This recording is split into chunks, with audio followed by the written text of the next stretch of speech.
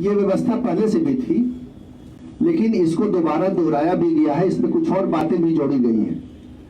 एक तो ये जोड़ा गया है कि अगर किसी ने टेंडर लिया, किसी कंपनी ने, किसी ठेकेदार ने, और टेंडर की शर्तों के अधीन वो उस काम को सब कॉन्ट्रैक्टिंग कर सकता है, काम का कोई एक हिस्सा वो दूसरे किसी को दे सकता है, किसी दूसरी फर्म को या व्यक्ति को।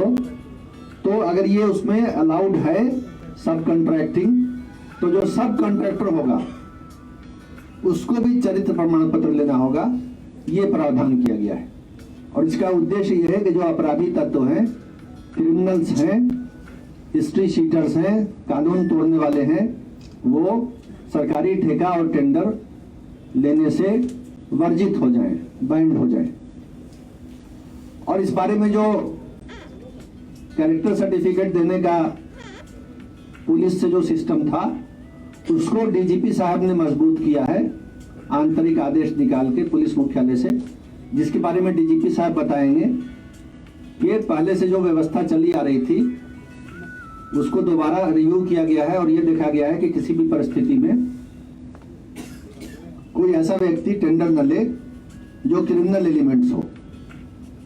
साथ ही एक और शर्त लगाई गई है कि अगर टेंडर लेने के बाद कोई ऐसा काम कर रहे हैं वो आदमी या कंपनी जिसको टेंडर मिला है जिसमें पब्लिक कॉन्टैक्ट है, आम जनता से उसमें हर वक्त व्यवहार हो रहा है।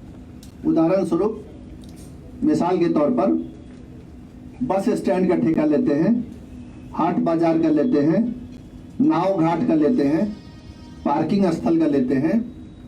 तो वहां यह है कि जिसने ठेका लिया उसको तो कैरेक्टर सर्टिफिकेट लेना ही होगा, वो तो हो गई बात, प्रावधान है।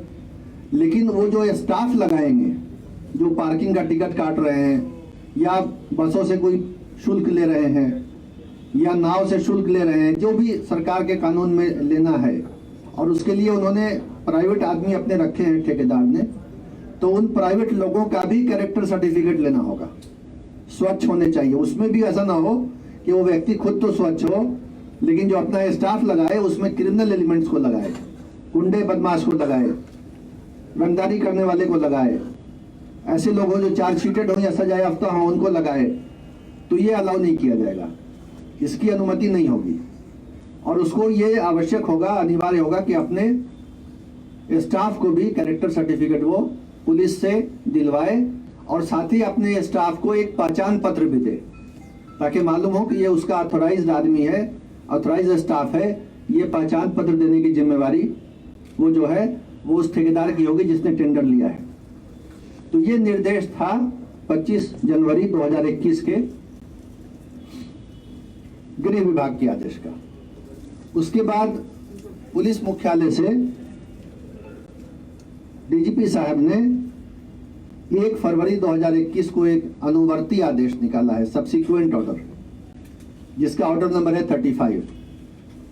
उस ऑर्डर के बारे में डीजीपी साहब खुद आपको संबोधित करेंगे। उस ऑर्डर का विषय है पुलिस सत्यापन प्रतिवेदन के संबंध में। यानी अभी जो बात हुई कि कैरेक्टर सर्टिफिकेट या पुलिस वेरिफिकेशन रिपोर्ट लेना अनिवार्य होगा, वो कैसे दिया जाएगा, किन बातों को देख करके दिया जाएगा और किस तरह से दिया जाएगा, उसके बारे में डीजीपी साहब आपको बताएंगे। मैं सिर्फ एक बात आपसे कहना चाहता हूं, और वो ये है कि लोकतंत्र में व्यक्तिगत स्वतंत्रता, पर्सनल लिबर्टी और नागरिक अधिकारों का, लोकतांत्रिक अधिकारों का बहुत महत्व है। और लोकतंत्र में जो भी सरकार होती है और सरकार के जो अधिकारीगण होते हैं और जो अमला होता है, वो इस दायरे में रह के काम करता है कि किसी के भी लोकतांत्रिक अधिकारों का हनन नहीं हो।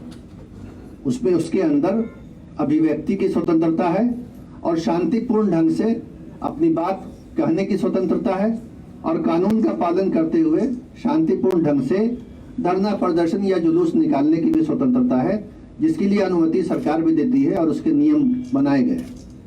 तो सरकार की कभी मंशा नहीं रही है और जो भी नियम बनाए जाते हैं या बनाए गए हैं उसमें कहीं ये नहीं है कि किसी भी प्रकार के व्यक्तिगत अभिव्यक्ति की, लोकतांत्रिक अधिकारों की, व्यक्तिगत स्वतंत्रता की और संविधान में दिए गए जो फंडामेंटल राइट्स हैं उनका कोई हनन हो, उसमें कोई बाधा पहुंचाए, सरकार का कोई आदेश या नियम या सरकारी अधिकारियों के आदेश, ऐसा हुआ भी नहीं है और मैं आश्वस्त करता हूं कि ऐसा नहीं होगा।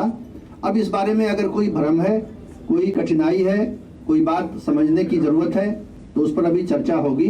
मैं पहले इस आदेश के बारे में, जो पुलिस सत्यापन प्रतिवेदन के बारे में डीजीपी साहब ने राज्य में सभी पुलिस अधिकारियों को और सभी थानों को निर्गत किया है, मैं पहले उनसे अनुरोध करूंगा कि वो आपको संबोधित करें और उसकी पूरी जो है विस्तार से आपको उसका बताएं कि वो आदेश क्या है और कैसे काम करेगा और उसमें क्या चीज लिखी गई है। और उसके बाद अंत में जैसा डीजीपी साहब ने कहा, आप अपना उस पर प्रश्न कर सकते हैं, जिसका जवाब देने का हम लोग पूरा प्रयास करेंगे। धन्यवाद। अब डीजीपी साहब को सुने, एसके सिंघल साहब। ये जो रेलिवेंट पोर्शन है मैं वो पढ़ देता हूं, जिसको लेकर बहुत तरह के अलग अलग इंटरप्रिटेशन बहुत तरह के लोगों ने किए। मैं आप सबके सामने वर्ड बाय वर्ड पढ़ रहा हूं। यदि कोई व्यक्ति किसी विधि व्यवस्था की स्थिति, विरोध प्रदर्शन, सड़क जाम इत्यादि मामलों में संलिप्त होकर किसी आपराधिक कृत्य में शामिल होता है, तो पहले इसको क्लैरिफाई सबको कर देना चाहिए कि किसी के विरोध प्रदर्शन, किसी को इवन सड़क जाम करने पर भी कोई उस पर कार्रवाई नहीं हो रही है। वो उसका डेमोक्रेटिक राइट है और हम लोग जो है एक डेमोक्रेटिक वेलफेयर स्टेट के अभिन्न अंग हैं। हमारा सबका दायित्व है कि वो जो सिटीजन्स के राइट्स हैं और जो सिटीजन्स को जो संविधान ने जो व्यवस्था बनाई गई है वो उनका हर हालत में पालन हो। लेकिन सिटीजन्स के राइट के साथ साथ हल्का सा ड्यूटीज की बात भी होनी जरूरी है। उतना भर मैं बात सिर्फ कहने की कोशिश कर रहा हूं। तो पहले अगर कोई व्यक्ति आपराधिक कृत्य में सम्मिलित नहीं है तो उस पर कोई कार्रवाई नहीं होगी। पहले भी ऐसा होता था, अभी भी ऐसा होगा। अब फिर आगे वो आगे लिखा है, और उसे इस कार्य के लिए पुलिस द्वारा आरोप पत्रित किया जाता है। तो ये भी बहुत इंपॉर्टेंट बात है भाई। एफआईआर करने से हम किसी को नहीं रोक सकते हैं, एफआईआर में हम किसी के नाम देने से किसी को नहीं रोक सकते हैं।